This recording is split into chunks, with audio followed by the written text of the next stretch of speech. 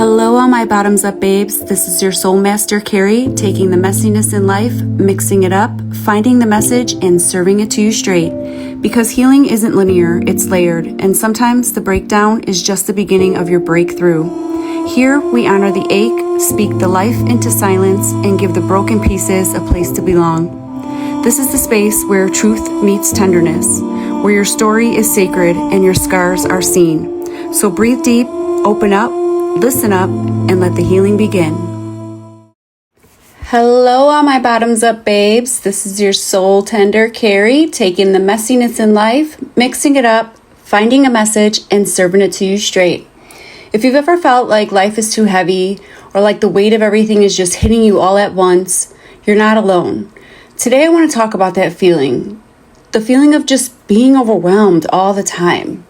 The kind of overwhelmed where your chest feels tight, your mind is racing, and even the smallest tasks feel impossible.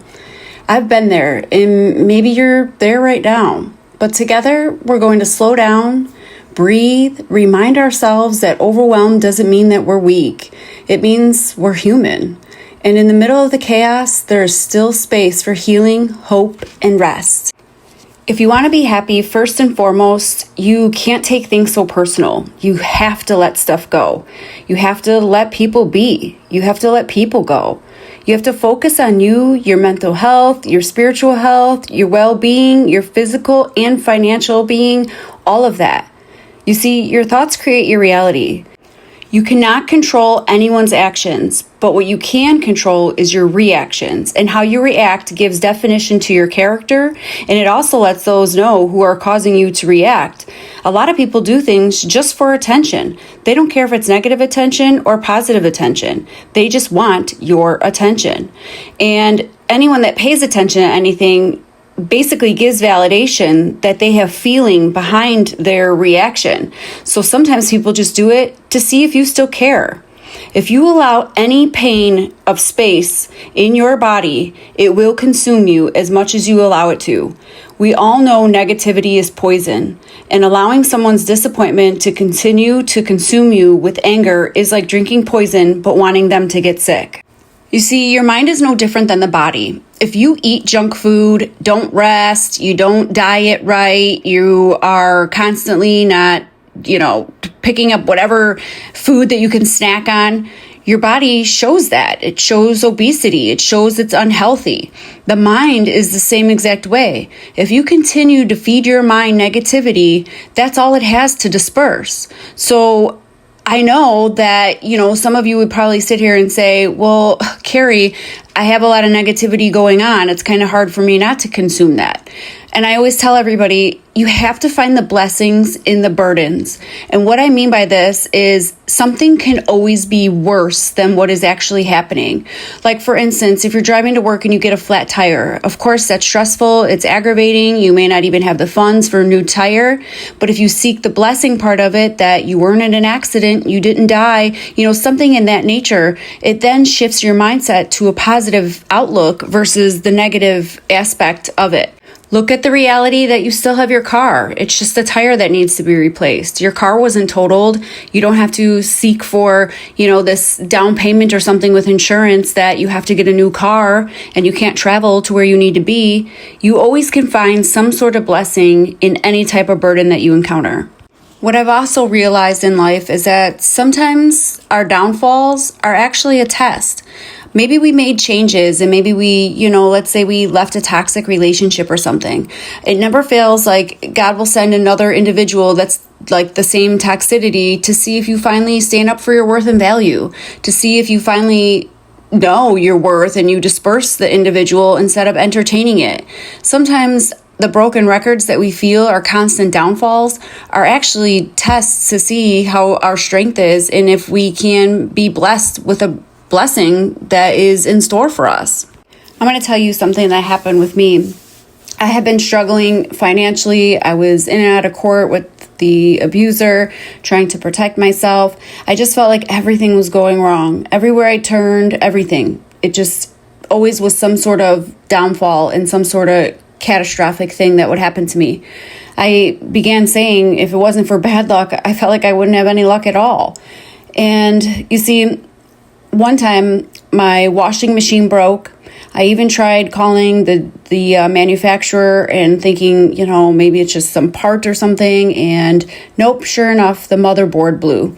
So it wasn't even that something I could fix. I had to literally get a whole entire new washing machine.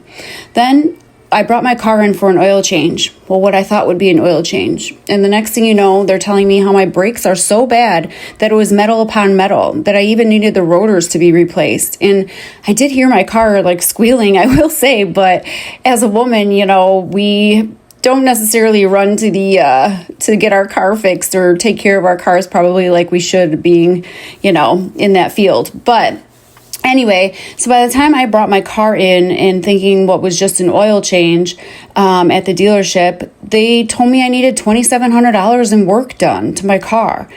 I was like, how am I supposed to do this? I mean, I need to wash my clothes. I need a car to get everywhere. What was it going to do? And you guys, I went home, I prayed, I was like, God, please, I need faith. I understand. I need to stay positive. I need help. I don't know what to do. And on TikTok, I talked to a lot of people on there. There's a lot of people hurting in there. And to be honest, it kind of helps me because I see that many are worse off than I am. And so when I start to feel down on myself, or I guess you could say feel sorry for myself, I go on there and it reminds me that, life isn't as bad as I think it is. But I also talk to a lot of people in there because there's a lot of loneliness, and a lot of the darkness that comes into this world are people that are just lonely, and they just want to know that they could be loved and that they are someone. And there was a gentleman in the Pennsylvania area, and I had talked to him many times. He was not well. He was very lonely, very depressed. And I became friends with him. I would check in on him and make sure that he was all right, and, give him motivational quotes, give him Bible verses, things like that, and always making sure that he was up to par, and just really, I wanted to make sure that he was alive. And sure enough, one day he had reached out to me. This was probably about a week after my washing machine and my car and all that had come in on my lap and had become a burden to me. And he had said, how are you? And I don't know what was in me, but I just let it out. I was like, I'm not okay. I'm struggling. Here's my washing machine. And I was crying, but I don't talk to him on the phone. I just talk to him on TikTok. So of course he can't see me actually physically crying, but I was literally in tears as I was typing all of that to him. And it was crazy. He said, you know what, Carrie, go get your car fixed. You need to do that for your kids, and don't worry about your washing machine. This man that I have never met in my life, still till this day, he said, you know what, I feel like God sent me to see if you were okay, and I want to buy your washing machine, and I want to pay for your car. And so he gave me his credit card, and he had purchased those things for me. And it was so hard for me because anyone that knows me knows that I am not a taker. I'm a giver. Like, for me to take from somebody, and I know it's help, and I know whatever, I was like, oh my God, this is way too much money. No, I appreciate you, but this is whoa, I would never ask someone to gift me something like this. And he was adamant. He said, no, I'm telling you, it was like God sent me here. There was a reason I asked if you were okay. Please, it will make me feel good. This is for you, your children. And I mean, if you don't believe in faith, how could I not? How could I not believe in faith after something like that? How can I not believe that Mr. Rogers was right and said that to seek the helpers? And here I was helping him, and he had said to me too that you helped me in my darkest days, and now it's time for me to help you in a dark time yourself.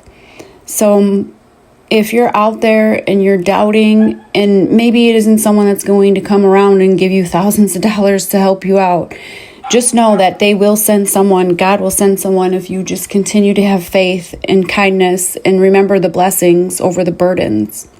So in closing, if you're feeling overwhelmed right now, I want you to hear this. There is nothing wrong with you. The weight you're carrying doesn't define your worth. Take one breath at a time, one step at a time.